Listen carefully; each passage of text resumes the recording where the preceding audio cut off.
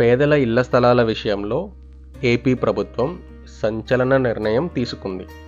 గ్రామాల్లో, పట్టణాల్లో ఇళ్ల స్థలాలు ఇవ్వాలని సీఎం చంద్రబాబు నాయుడు నిర్ణయించారు. ఈ మేరకు హౌసింగ్ శాఖలపై ఆయన సమీక్ష నిర్వహించారు.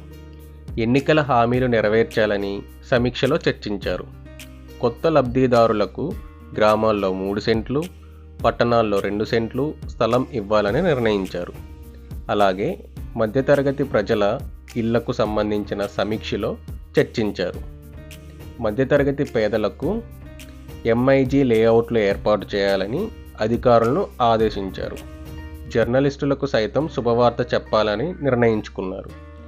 జర్నలిస్టులకు ఇళ్ల నిర్మాణం చేపట్టి తక్కువ ధరలో అందజేయాలని సీఎం చంద్రబాబు నిర్ణయించారు.